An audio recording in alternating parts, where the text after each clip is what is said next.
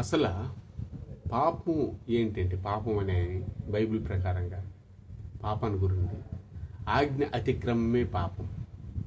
అంటే చెప్పిన మాట వినకపోవడమే పాపం అని చెప్పబడుతుంది.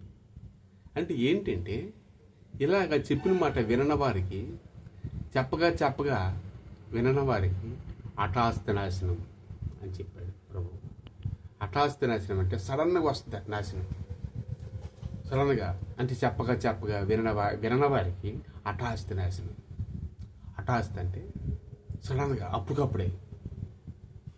ఇది దేవుడు నాకు ఎందుకు పుడుతుంది, నేను చాలా మంచి వాళ్ళని చాలామంది అనుకుంటాను. మీ పాపం వల్లే వచ్చే జీతం మరణం. అయితే క్రీస్తు యందు కృపావరం ఆత్మరక్షణ పొందడము, పాపాన్ని క్షమించడం కూడాను అని యేసు ప్రభు చెప్తున్న మాట. ఎంత జాలిగల మనిషి, ఇది కృపాయుగం. అయితే ఆజ్ఞ అతిక్రమం అనేది పాపం. అంటే చెప్పిన మాట వినకపోవడం. అక్కడ వాళ్ళ దగ్గర యేసు ప్రభు చాలామంది జనాలు గుంపులు కూడి ఉంటుండగా దెయ్యాలు తీయడం, స్వస్థతలు చేయడం, ఎన్నో విధాలుగా యేసు ప్రభు చేస్తున్నప్పుడు చాలామంది వచ్చి ఏమంటే ఆ జనాల గుంపుల్లో అందరికీ సరిసమానమే యేసు ప్రభు. అందరినీ ప్రేమించడం కొరకే దేవుడు ఈ భూలోకానికి వచ్చాడు. అయితే అక్కడ తన తల్లిదండ్రులను కొంతమంది అక్కడికి వచ్చారు. కొంతమంది ఆయన చూసి చాలా బిజీగా ఉండేటప్పుడు ఆయనకి కావాల్సింది ఏంటంటే ఎప్పుడు తిన్నాడా ఎప్పుడు ఉన్నాడా అని కదా యేసు ప్రభు. అసలు ఆయన తినడమే ఎవరికి తెలియదు. ఏకాంతంగా ప్రార్థన చేసుకునేవాడు. ఆయన జనాల్లో ఉండేవాడు కాదు. ఎందుకంటే ఆయన దైవ కుమారుడు కాబట్టి. మనిషి అయితే పాముల భయం, నక్కల భయం, కుక్కల భయం. ఆయన ఏకాంతంగా సగం రాత్రి అవగానే అందరితో పొగలల్లో ఉండి ఆయన ఏకాంతంగా వెళ్ళిపోయి ఎక్కడికి వెళ్ళారు ఎవరికి తెలియదు కూడా, చాలామందికి తెలియదు. ఆ కొండ ఎక్కి ప్రార్థన చేసేవాడు. అయితే ఇక్కడ సరే పక్కన పెడతాం. ఇక్కడ ఈ జనాలందరూ కూడి ఉండగా ఇక్కడ యేసు ప్రభు వీళ్ళందరూ వచ్చి, అయ్యా నువ్వు స్వస్థ శాస్త్రం అన్ని శాస్త్రం వెనక్కి నువ్వు చూడట్లేదే అన్నారు. ఆయన ఏకదృష్టిగా చేసుకెళ్ళిపోయేవాడు. అక్కడ వెంటనే మీ తల్లిదండ్రులను మీ సహోదరులు వచ్చారయ్యా, యాకోబు వీళ్ళందరూ ఉన్నారన్నమాట. వాళ్ళు సహోదరులు తర్వాత పుట్టిన వాళ్ళు అనమాట. ఈయనైతే పరిశుద్ధంగా పుట్టారు. దేవుని వరం వల్ల, దేవుని ఒక పరిశుద్ధ ఆత్మ శక్తి వల్ల ఈయన పెద్దాడు. తర్వాత సహోదరులు కూడా ఉన్నారు ఆయనకి. నీ తల్లి కూడా వచ్చారు అని చెప్పారు. ఇహలోకంలో తల్లి సహోదరులు ఇవన్నీ పట్టింపు ఆయన చేసుకోలే.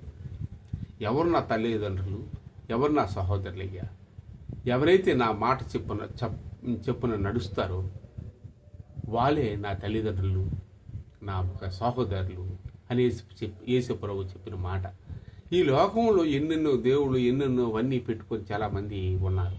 పేర్లు పెట్టుకొని దేవుడమ్మని పేరు పెట్టుకుంటున్నారు, దేవుడు అయ్యని పేరు పట్టుకుంటున్నారు, యేసు అని పేరు పెట్టుకుంటున్నారు. కానీ మనిషికి యేసు అని పేరు పెట్టకూడదు, దేవుడు అమ్మని, దేవుడు అయ్యని అని పేరు పెట్టకూడదు. ఎందుకంటే దేవుడు ఒక్కడు పరిశుద్ధుడు, ఎవరు కూడా పరిశుద్ధుడు కాదు. ఆయన పుట్టుకతో పాపం లేదు, ఏమీ లేదు.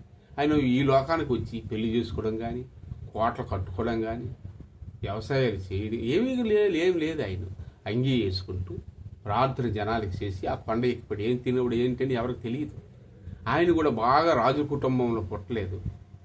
కార్పెంటరు, మామూలుగా కర్ర పని, ఉడ్డు పని, వడ్రింగి వాని కుమారుడే యేసు ప్రభు. అయితే ఆయన నిస్వార్థంగా ప్రకటించేవాడు. అయితే ఇక్కడ ఏమంటారంటే ఎవరైతే నా మాట వింటారో వాళ్ళే నా తల్లిదండ్రులు, నా సహోదరులు అన్నాడు. ఒకడు అర్జెంటుగా వెళ్ళిపోతున్నాడు, అయ్యా మావాడు ఒకడు చనిపోయాడని. ప్రభువుకు తెలిసి ఎక్కడ ఎవరు చనిపోయారో పుట్టారని. అప్పుడు ప్రభు ఒక మాట చెప్పాడు, మృతుల దగ్గరికే వెళ్ళనేము అనేసాడు. మీ ఉన్నమాన మాత్రం వినండి, నేను చెప్పిన మాటలు అన్నాడు. వినాలి. ముందు చాలామంది డగ మాట్లాడికి వెళ్ళిపోతుంటారు, కానీ చెప్పిన మాట వినాలి. చెప్పడం కన్నా వినటే గొప్ప. ఇక్కడ ఎలాగంటే ఒక ఆయన చెప్పడమే ఆయనకు అలవాటు, బాగా వినడం ఆయన ఎప్పుడు కూడా. ఒకరోజు రోడ్డు దాటుతున్నాడు, ఒక ఆయన చెప్తున్నాడు, చాలా స్పీడ్గా లారీ వస్తుంది, అయ్యా నువ్వు నెమ్మదిగా నడని. ఆడు వినడు. ఒకటి చెప్పింది నేనేంటి వినకుండా వెళ్ళాడు. ఆ లారీలు కొట్టుకెళ్ళిపోయింది, పడిపోయాడు, సావలేదు. కానీ అప్పుడు చెప్పాడు, నాకు ఒక దరిద్రం ఉందయ్యా, ఎవరి మాటలేనైనా నేను చెప్పడమే తప్ప వినను, నాకు అన్నీ తెలుసు అనుకుంటాను. అక్కడే పొరపాటు పడ్డాను, లారీ వచ్చిందని. అంటే ఇక్కడ ఏంటంటే చెప్పగా వినని వారికి హఠాస్తు నాశనం. ప్రభు అందుకే మృతుల దగ్గరికి వెళ్ళనము అంటాడు. చనిపోయిన వాడు దేవుని దృష్టిలో నిద్రించినట్లు. శరీరం పోద్ది కానీ ప్యాకేజు, ఆత్మ పోదు, దేవుని దగ్గరికి వెళ్తుంది. అందుకే ఈ శరీరాన్ని హింసించిన వారికి మీరు భయపడవద్దు. మీ ఆత్మను శరీరాన్ని రెండు హింసించిన వారికి మీరు భయపడండి అని యేసుప్రభు చెప్పాడు. శరీరాన్ని ఆత్మని రెండు హింసించిన వారు ఎవరికి అధికారం ఉంది? ఒక దేవునికే.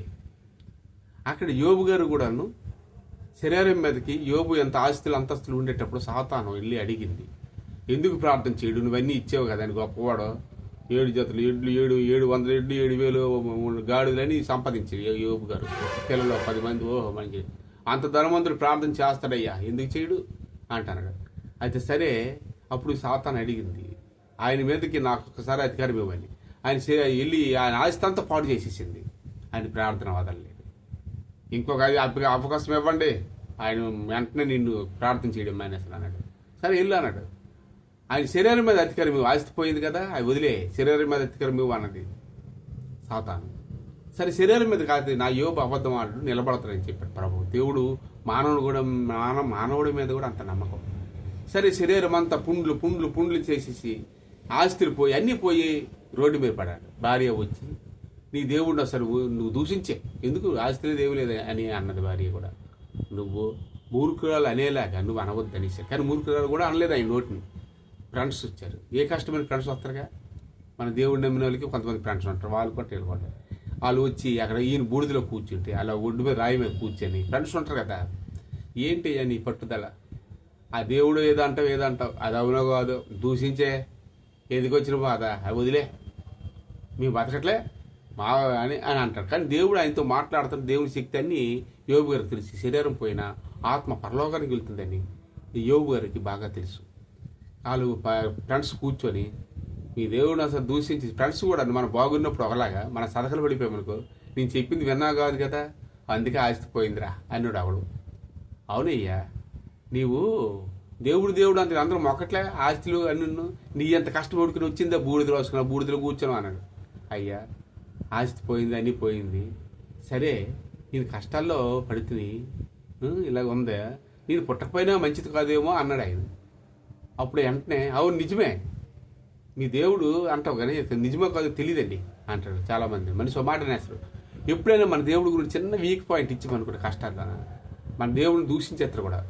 మిమ్ములు బట్టి కదా నా నామం అన్యుని ఎదుట అవమానపడి దేవుడు చెప్తాడు. అందుకని మనకి ఎన్ని కష్టాలు వచ్చినా ఏదైనా సరే దేవుడి మీద భారం నేరం అనేది వేయకూడదు, చూసుకోండి.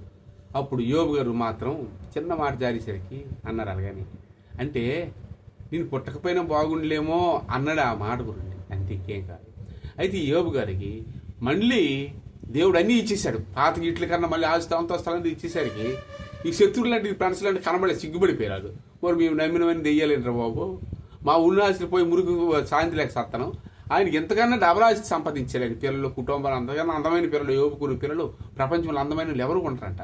అంత అందమైన పిల్లలు, great, you are great person అని అప్పుడు అన్నారు యోబు గారికి.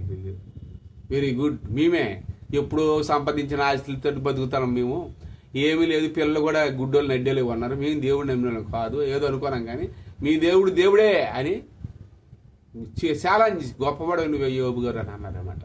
అందుకే ఈ మొత్తం సంవత్సరం ఉంటుంది, అన్యజనుల ఎదుట మీ వెలుగుని ప్రకాశించినవిడి, నీతిగా నిజేదిగా ఉండండి, మీరు మంచి వాక్యం మంచి మాట్లాడండి, మిమ్మల్ని చూసి అందరూ మారుతారు, వెలుగై ఉండండి, కొండ మీద కట్టబడిన ఇల్లు మరుగై ఉండదు, వెలుగై ఉంటుంది అని ప్రభు చెప్పిన మాట. Thank you. ఈ వాక్యం చాలా మందికి షేర్ చేయండి. Thank you.